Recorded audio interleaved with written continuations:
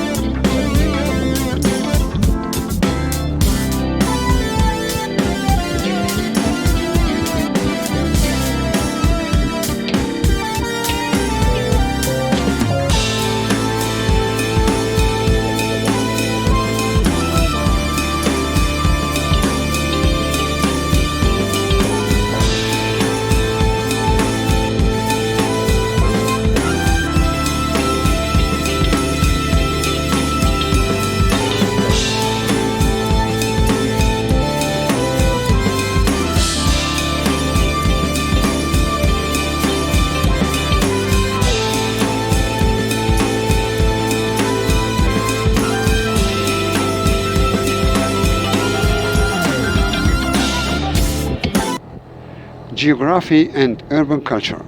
The ride here is characterized by rolling hills, a contrast to the flat coastal plain. We navigate winding avenues and roundabouts, observing the blend of architectural styles, modernist buildings standing shoulder to shoulder with older colonial era residences. The traffic itself is fascinating cultural spectacle, a lively, often chaotic dance reflecting the Algerian spirit, except on Friday, a quiet weekend like at this moment.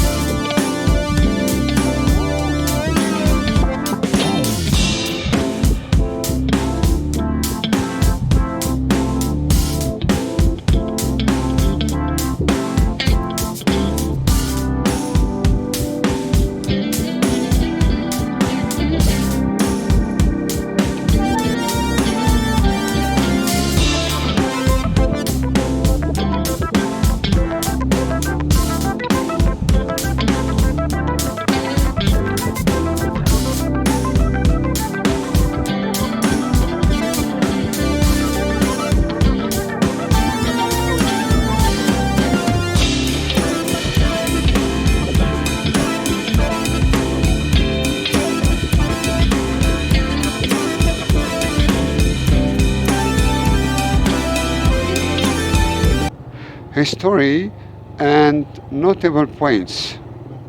Hydra, while modern in feel, is situated near historical axes. As we ride, we pass close to areas south of El Biar and north of El Mouradia, where there are key points of government and official buildings, tourism, and historical remembrance places. The final leg to Laperrine, today Ali Mellah or nearby, our destination Laperrine is a fascinating historical citation. The name refers to a French colonial era designation to an area in the central lower city today. The medical faculty of Algiers still had that name until recently, now Maherzi ex Laperrine. It is safe to assume our route takes us down the hills towards the coast and the heart of the city, a descent that offers dramatic views. As we descend, the city's history comes into sharper focus. We pass closer to the vibrant downtown and the monumental structures built during the French colonial period, 1830-1962, designed to showcase European influence, now serving as key Algerian administrative and cultural centers. Many changes were added by the Algerians after the independence, such as roads, buildings, metro, etc.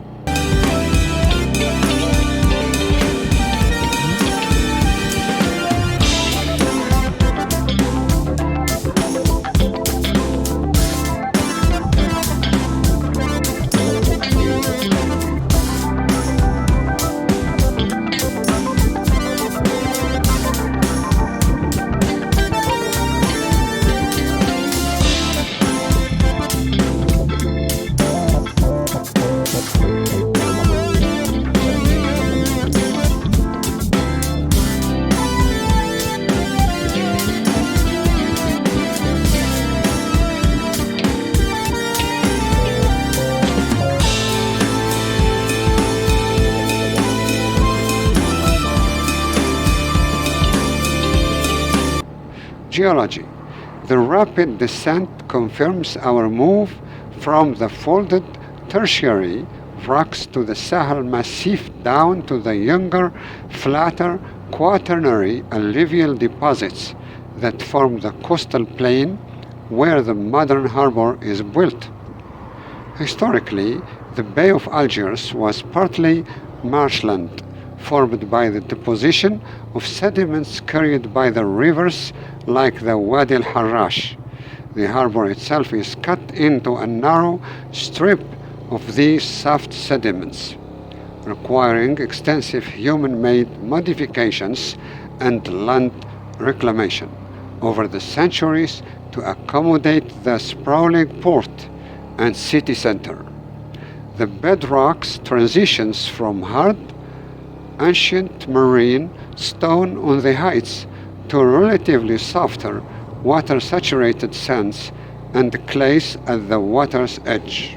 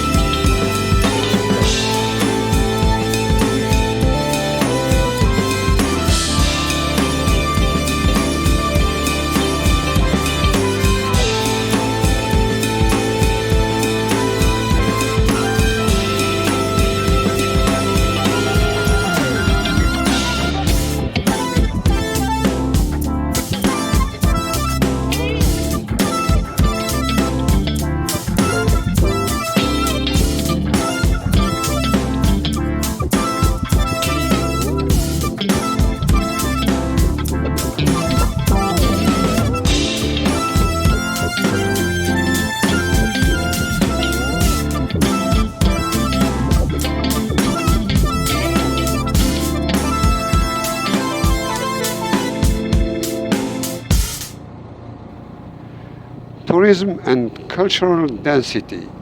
Reaching the lower parts of the city, we are close to the sea and the Old Part area. This zone is a hub of culture and commerce. The Ali Millah market and parking are places, among others, to invite visitors coming to First May Place to shop, to rest, and sightsee unforgettable landmarks. These urban centers are heritage sites and mark the soul of the old city, a stronghold of Algerian resistance against all outsiders through history.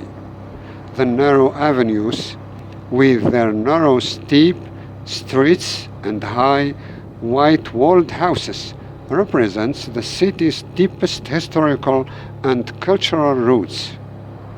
The motorcycle ride from the spacious heights of El Achour through the diplomatic elegance of Hydra and down to the dense, historically rich center, the area once known as Laperrine, Ali Millah, is a journey through Algiers' complete story, from its rapid modern expansion and administrative centers to its foundational history as a major Mediterranean port, a hub of both Ottoman and French influence, and now the beating heart of independent Algeria, Aljazair el-Behja, Algiers the joyful.